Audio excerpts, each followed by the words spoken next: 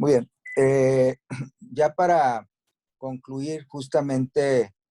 estas charlas de esta semana dentro del diplomado intensivo, a mí me toca revisar el tema relacionado, continuando con biotecnología, pero con un enfoque ahora eh, específicamente relacionado con el tema de vacunas. Ya lo decía la doctora ahorita en su presentación previa, que el investigador debe tener justamente la libertad para poder llevar a cabo o desarrollar proyectos de investigación. Es decir, incluso la Declaración Universal de Derechos Humanos y Bioética habla y recalca esta situación de que no se trata de tener la intención de investigar, pero sí de poner de alguna forma ciertos lineamientos para poder de esta manera garantizar la protección de la dignidad y de los derechos de los seres humanos que están participando en los estudios de investigación. Entonces, existen diferentes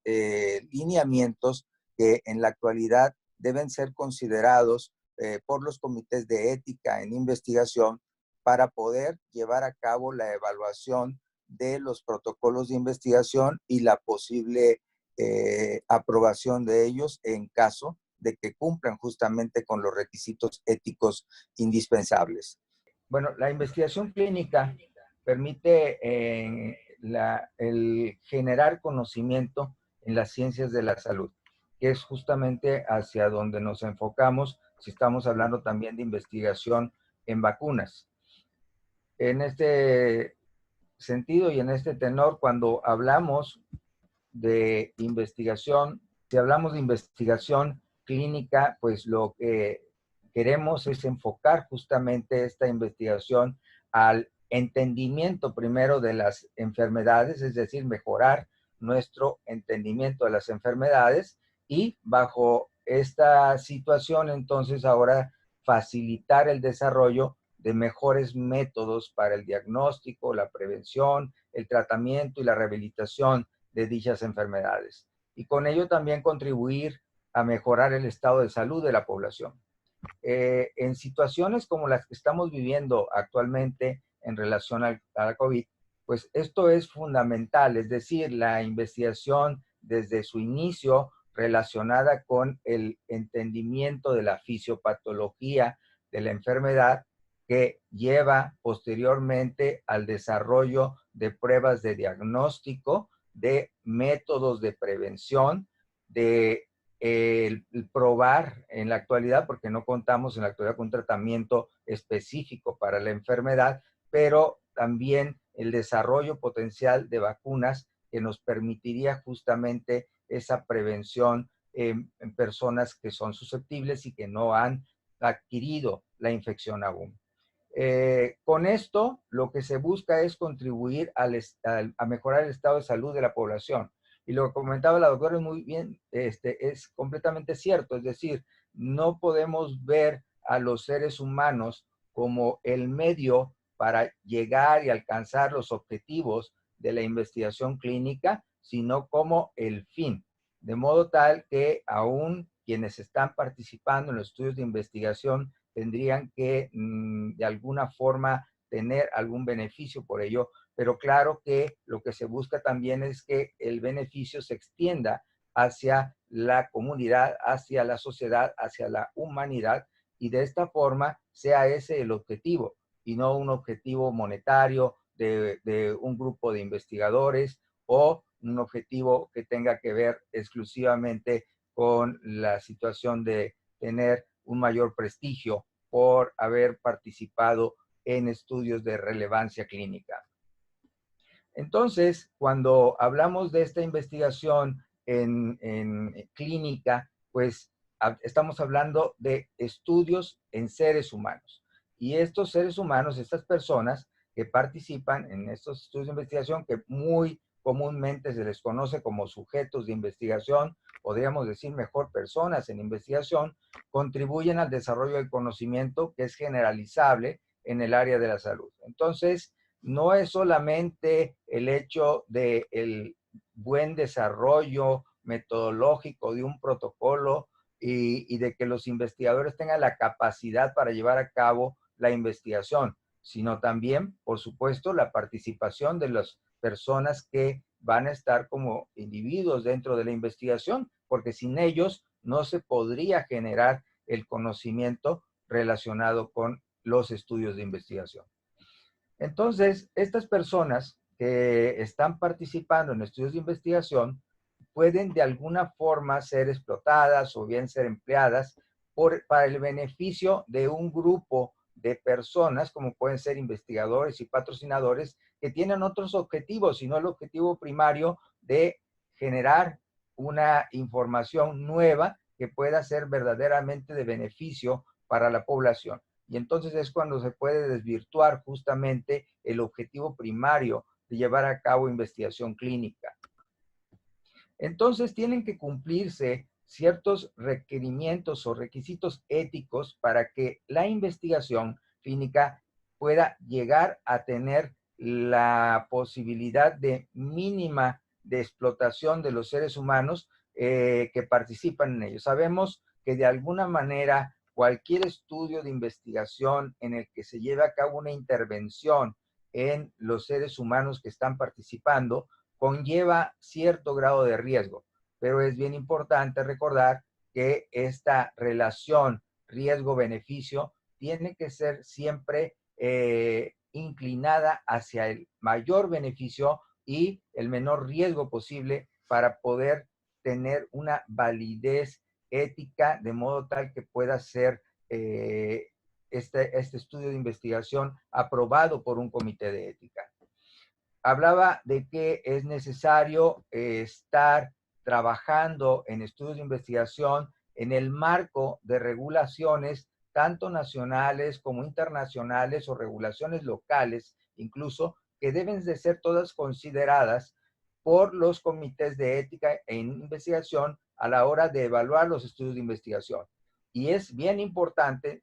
por lo tanto, que los investigadores y los equipos que forman parte de un grupo de investigación conozcan todas estas guías y normativas, porque el no hacerlo de esa manera, pues llevará a posibles retrasos en la aprobación de estudios de investigación, ya que en todo momento los comités de ética en investigación estarán aplicando estas reglas para que puedan ser cumplidas. De no ser así, no se aprobarán los estudios de investigación de una manera apropiada.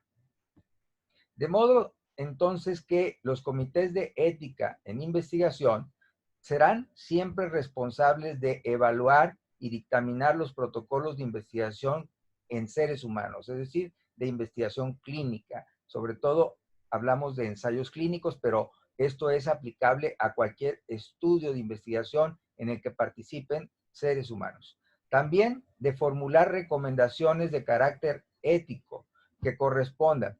Esto es, no se trata únicamente de que el comité de ética evalúe el protocolo y diga que es viable o no es viable, que es aceptable o que es éticamente bien llevado o no, de acuerdo a cómo está metodológicamente descrito y la documentación que se agrega o se adiciona como parte de el estudio de investigación, como pueden ser, por ejemplo, los formatos de consentimiento informado, sino que el encontrar justamente situaciones que deberían de ser mejoradas o modificadas es parte del comité de ética en investigación, no solamente identificarlas, sino dar recomendaciones a los investigadores para que de esta manera puedan hacer las modificaciones pertinentes y eventualmente poder llevar a cabo entonces ahora sí la aprobación del estudio de investigación. Deberán de elaborarse también lineamientos y guías éticas institucionales para la investigación en salud. Esto es muy importante porque si bien hablaba ahorita de que es necesario apegarse a las recomendaciones nacionales e internacionales, cada institución que cuenta con un comité de ética en investigación tendrá siempre ciertas necesidades particulares o ciertos objetivos particulares que deberán ser también cumplidos. Y tiene que ser esto de conocimiento de los investigadores que elaboran sus proyectos de investigación y que envían los proyectos de investigación a los comités de ética en investigación para su posible aprobación. Y lo otro es fundamental.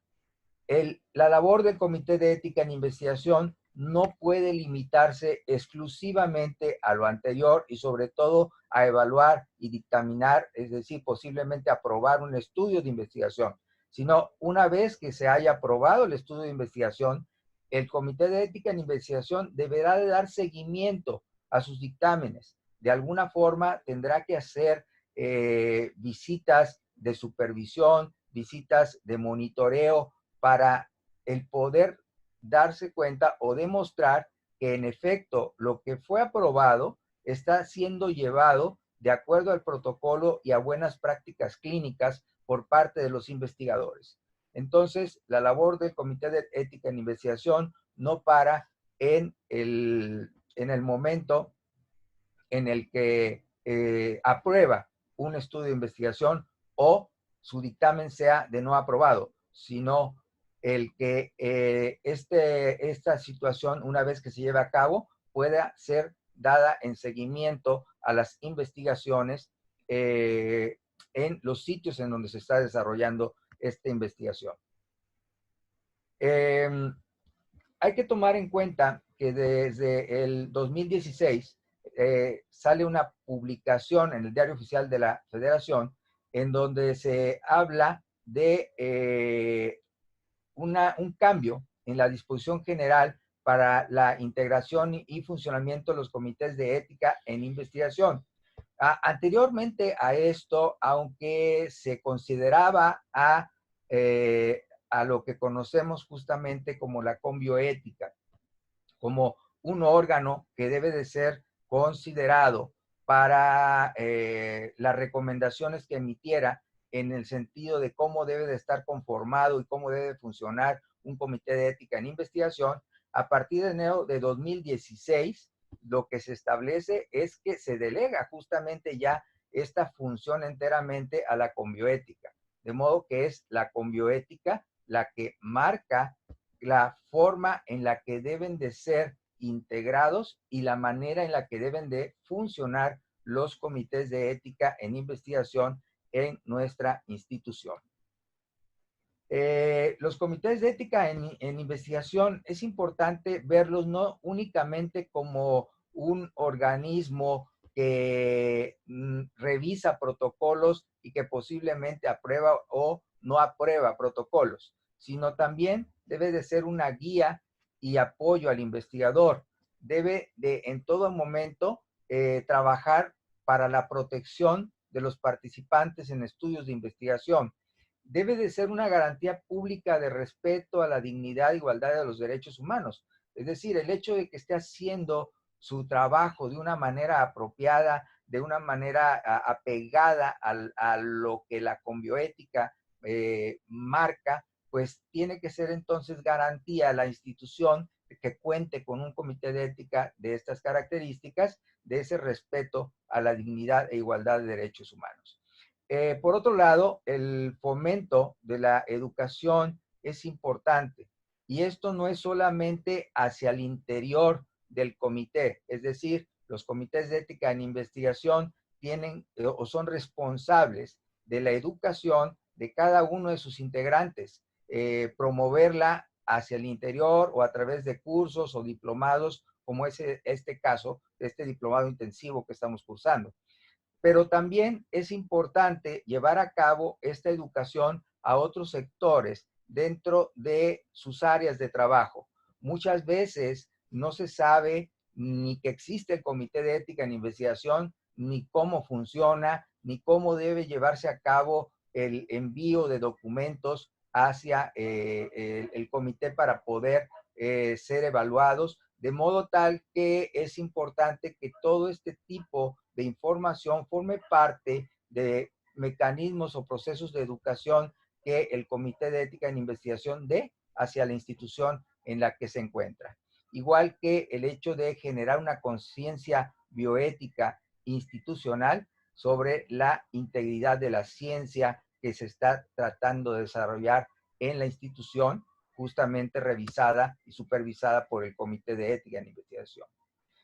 En cuanto a principios generales que ligan a los protocolos de investigación con el Comité de Ética en Investigación, estos son los tres que debe de garantizar el Comité de Ética antes de que pueda llevarse a cabo un protocolo de investigación. Minimizar el riesgo para las personas que participan en la investigación, que la selección de las personas sea equitativa y que exista siempre un consentimiento informado que deberá ser obtenido y documentado por escrito antes de desarrollar o de llevar a cabo cualquier procedimiento que esté marcado como procedimiento del protocolo en investigación. Ahora, la investigación en medicina o en ciencias médicas, pues no es solamente una investigación que se limite a la parte de revisión de expedientes, revisión de resultados de laboratorio o incluso las intervenciones que pudieran llevarse a cabo dentro de la misma institución de salud, como pueden ser la administración de medicamentos o algún tipo de procedimiento quirúrgico o algún tipo de instrumento que se vaya a evaluar. La biotecnología ha venido justamente a acelerar la intervención de la tecnología dentro de los estudios de investigación en salud. Y esto es muy importante entonces ser reconocido por los comités de ética en investigación a la hora de evaluar estos estudios. ¿Qué es la biotecnología? Bueno, pues esa se refiere a toda aplicación tecnológica que utilice sistemas biológicos, organismos vivos o bien sus derivados para crear modificación de productos o procesos que tengan justamente una orientación específica. Entonces, cuando interviene la mano del hombre a través de la tecnología para modificar un proceso natural, entonces hablamos justamente de lo que se conoce como biotecnología. Esta es un área realmente multidisciplinaria y esta implica, por lo tanto, la participación de la biología, la química, los procesos varios, también el uso de la agricultura, la farmacia, la ciencia de los alimentos, ciencias forestales y, por supuesto, la medicina. Y ahora me enfocaré específicamente en lo que tiene que ver con las vacunas o el desarrollo de vacunas dentro justo de la biotecnología. ¿Qué son las vacunas? Podemos decir que una vacuna es cualquier preparación cuya función es generar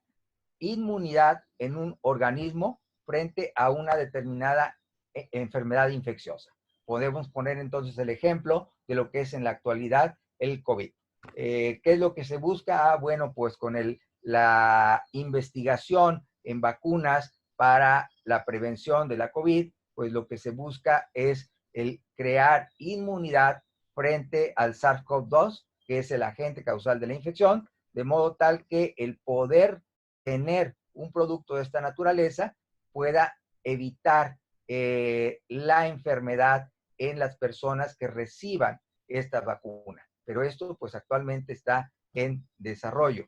Pero una vez que esto exista, como existe para otras enfermedades, el sistema inmunológico va a poder reconocer al agente infeccioso y lo podrá desactivar, neutralizar o eliminar.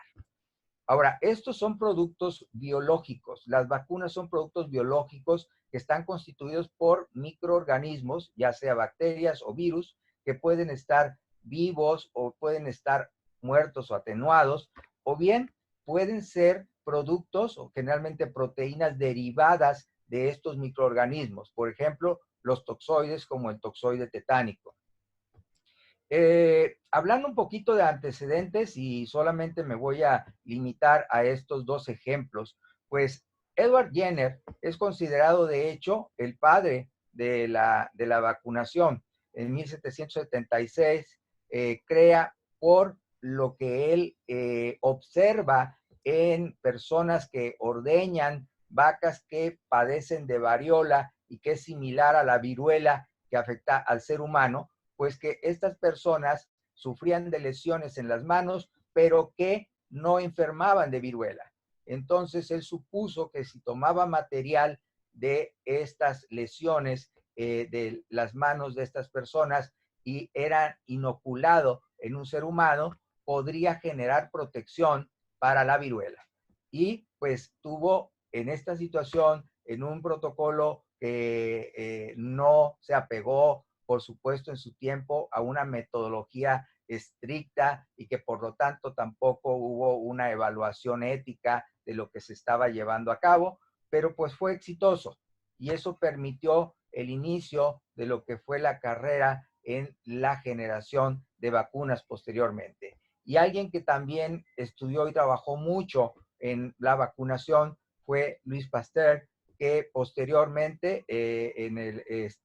pudo trabajar en inmunizaciones, incluyendo, por ejemplo, la de la rabia, pero también llevado a cabo de una manera no metodológica propiamente, pero sí derivada de la observación y siguiendo cierto método y bajo ciertas hipótesis para poderlas probar a la hora de administrar la vacuna, que también resultó ser, en este caso, exitosa. Pero pues en la actualidad no podemos dejar el desarrollo de vacunas a lo que pudiera ser solamente algo hipotético que se plantee llevar a cabo en seres humanos, sino que tiene que estar bien justificado y tiene que ser metodológicamente bien estructurado para que una vez que esto ocurra sea aprobado por comités de ética en investigación y entonces se proceda al posible desarrollo de las vacunas. ¿En qué consiste el proceso de elaboración de las vacunas? Bueno, pues primero que nada, en las primeras etapas se elaboran justamente las vacunas o los productos potenciales de una manera controlada. Estos productos deben de cumplir con el máximo nivel de calidad y de seguridad. Y sobre todo, seguridad, que es lo más importante, no solamente en el área de vacunas, sino en el área farmacológica, que debe de tomarse en cuenta en el desarrollo justamente de nuevos productos. Entonces, después de esto, podríamos decir que se logra obtener una vacuna que es de vital importancia para proteger a la población de enfermedades infecciosas graves, fundamentalmente. Y aquí estamos viviendo una condición importante en relación a la pandemia, en la cual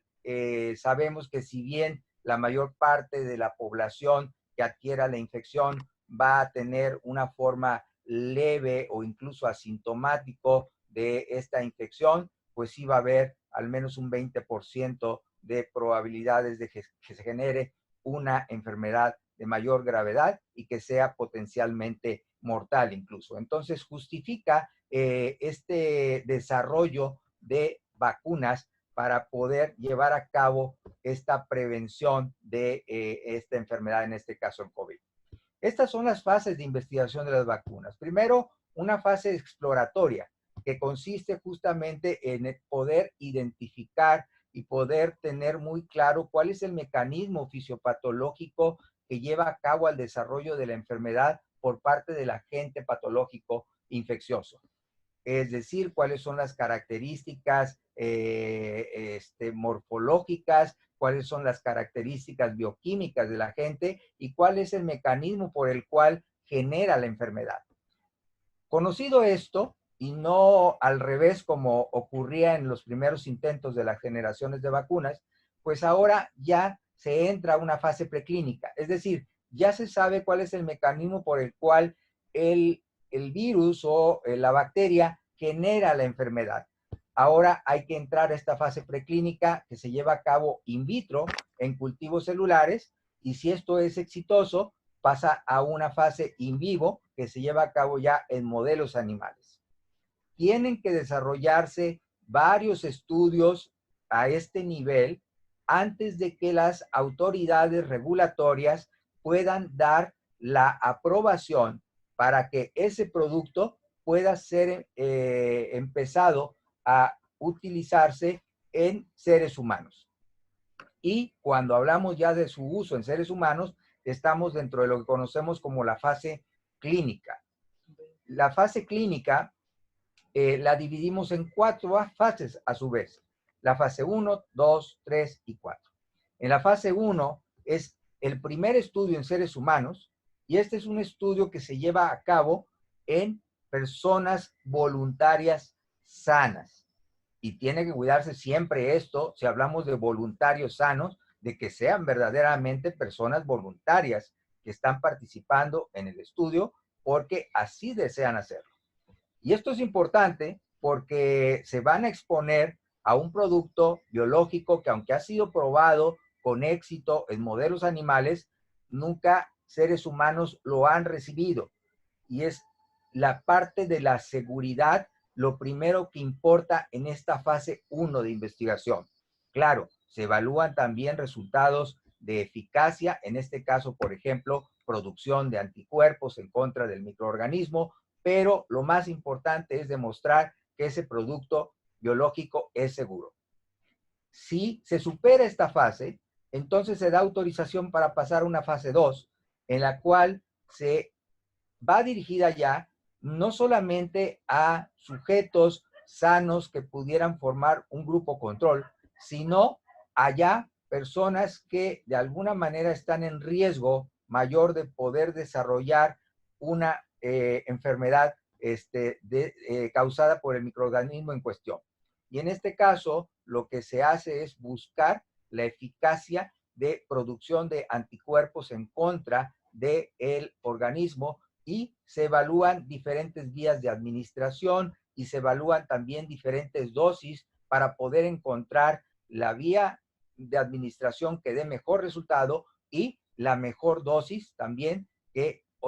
nos conlleve a ese mejor resultado.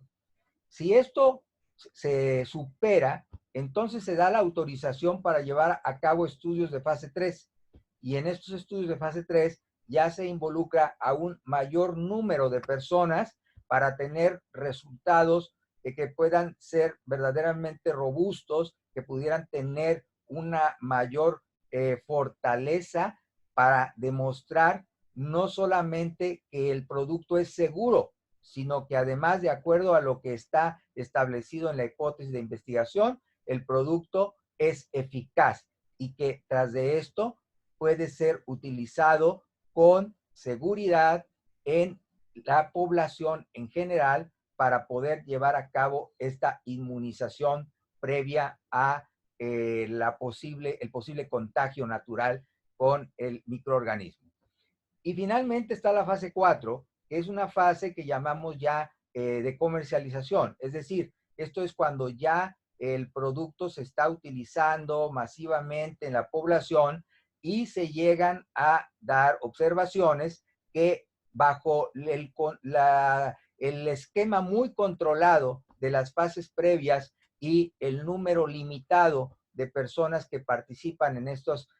estudios de fase 1, 2, 3, pues pudiera no haberse observado ciertos efectos adversos que ya cuando se da en el grueso de la población es más fácil poderlos identificar y de esta manera poder seguir bajo el concepto de que sí es seguro el producto o no. Se están generando efectos adversos que darían lugar a limitar o prohibir la administración de este producto biológico. Esto en condiciones naturales tiene un tiempo estimado del proceso de hasta 10 años, pero estamos hablando de condiciones de emergencia epidemiológica, es decir, una pandemia que de alguna manera lleva a la necesidad de modificar estos tiempos, de poder generar estudios de investigación que sean éticos, sí, pero que sean rápidos y que de esta manera puedan dar resultados que nos permita llevar a cabo su uso lo más rápido posible en la población. Pero esto es importante, no por el hecho de que se busquen resultados rápidos, de que se busquen de alguna forma una rápida obtención de una vacuna para poderla llevar a cabo a la población que es vulnerable de adquirir la infección, se va a descuidar el aspecto ético. Esto en todo momento tiene que ser cuidado. Lo único es que ahora habrá que hacer ciertas adecuaciones en el trabajo de los comités de ética en investigación, y esto implicará definitivamente un mayor trabajo en los comités de ética en investigación. La Organización Panamericana de la Salud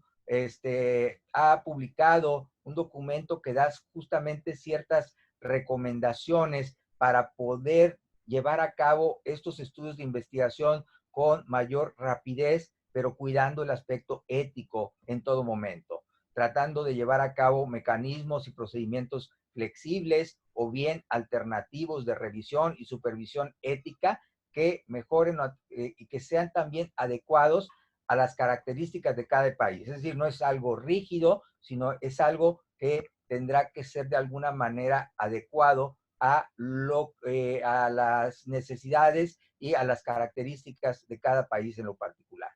Es necesario tener procedimientos que permitan una comunicación y armonización de criterios y cooperación entre distintos niveles y autoridades de salud correspondientes. Y esto que a veces vemos incluso aplicado en otro tipo de indicaciones, que vemos de repente controversias entre lo que dice la autoridad federal y lo que dicen las autoridades estatales o municipales, pues bueno, esto es algo que no podría funcionar si buscamos buenos resultados en investigación en vacunas. Tiene que haber definitivamente una verdadera coordinación en el trabajo de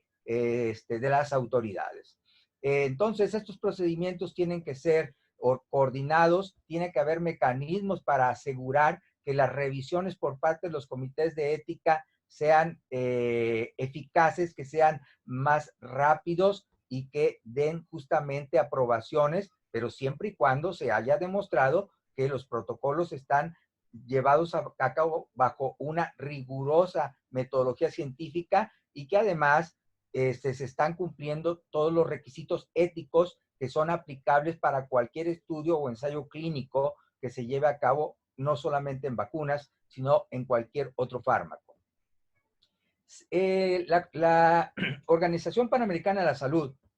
ha propuesto la organización de algunos comités que pudieran facilitar justamente el trabajo de la evaluación de los proyectos de investigación en vacunas, como pudiera ser un comité ad hoc, o como pudiera ser un comité a nivel nacional, o comité subregional, o extraterritorial, o bien un comité a nivel provincial o subnacional, que podríamos decir un comité estatal, por ejemplo. También estaríamos hablando de los comités a nivel institucional. Claro, la función de cada uno de estos comités, a fin de cuentas, de alguna manera es lo mismo, es decir, tratar de llevar a cabo una evaluación de los estudios de investigación sobre las potenciales vacunas de una forma minuciosa, cuidando que los requisitos éticos se cumplan en todo momento y que de esta manera puedan asegurarse que su aprobación se lleva a cabo no de una manera precipitada, sino que si es una manera rápida, pero asegurando en todo momento que se ha cumplido con todos los requisitos que se pediría a otros protocolos de investigación. Claro, es importante recalcar que no es necesario, de acuerdo también a lo que recomienda la Organización Panamericana de la Salud, que se tenga o que se cuente con todos estos comités y que tenga que pasar las revisiones por todos estos comités, sino que tiene que adecuarse a la realidad de cada país en lo particular para poder llevar a cabo un trabajo coordinado y que garantice también un resultado más rápido en la revisión y la autorización de los estudios de investigación. Entonces, en casos de emergencia, el Comité de Ética en Investigación debe tener diversidad de género y contar con profesionales de la salud con conocimiento, en este caso, del COVID-19. Es decir, si la emergencia fuera por algún otro virus, si la emergencia fuera por algún otro patógeno, tienen que tener conocimiento sobre el patógeno en particular, sobre la fisiopatología de la enfermedad, etcétera. Pero por supuesto que deben de estar dentro de estos comités metodólogos, bioeticistas y representantes también de la comunidad. Tiene que haber un entrenamiento apropiado de los miembros del comité en el área particular a evaluar, en este caso, el virus y la enfermedad. Pero por otro lado, pues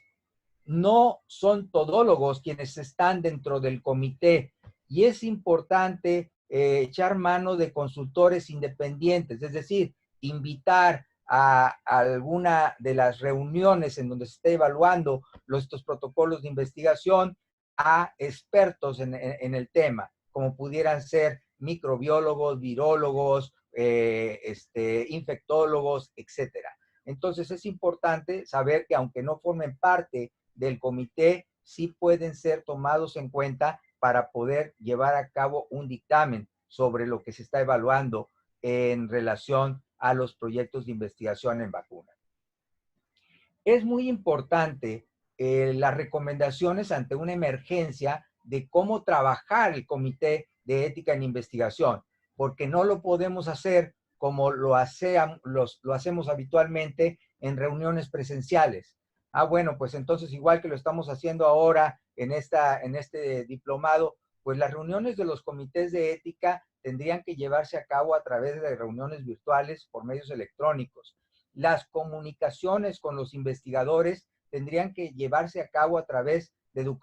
documentación electrónica y no de documentación en papel. Tiene que haber cierta flexibilidad en cuanto a los requisitos para la presentación de los documentos y lo que se busca es justamente agilizar los procesos y no estar retrasando estos procesos que a veces es un poco más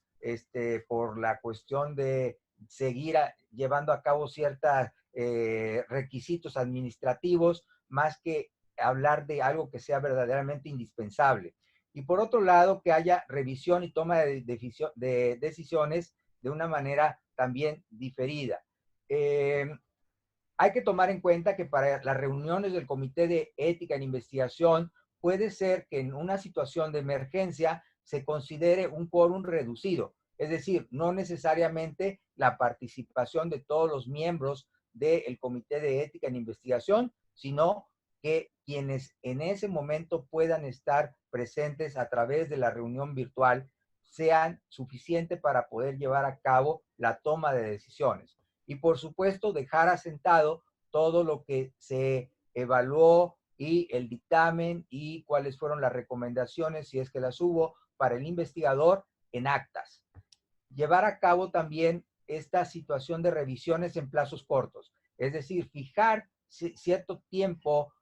más limitado para la revisión y el dar respuesta a los investigadores, sabiendo que en muchas ocasiones va a haber que dar recomendaciones y que los investigadores tendrán que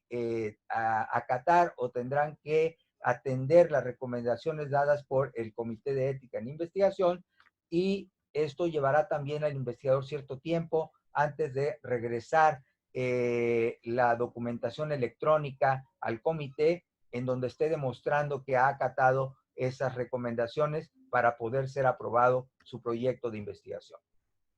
Entonces, esto es un ejemplo de lo que podrían ser plazos acortados a cumplirse para poder llevar a cabo esta revisión y posible aprobación de los proyectos de investigación.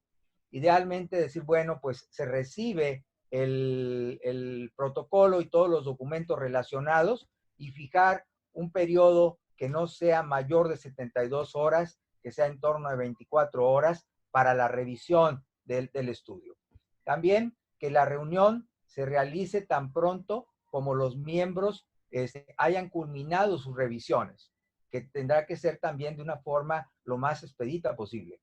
La comunicación al investigador también debe de ser rápida. Tan pronto finalice la reunión y se tenga el dictamen o se tengan las recomendaciones, transmitirlas inmediatamente al investigador para que pueda llevar a cabo las modificaciones necesarias. Y el investigador tener la recomendación por parte del comité de no tardar más de 48 horas para poder dar respuesta a esas recomendaciones emitidas por el comité.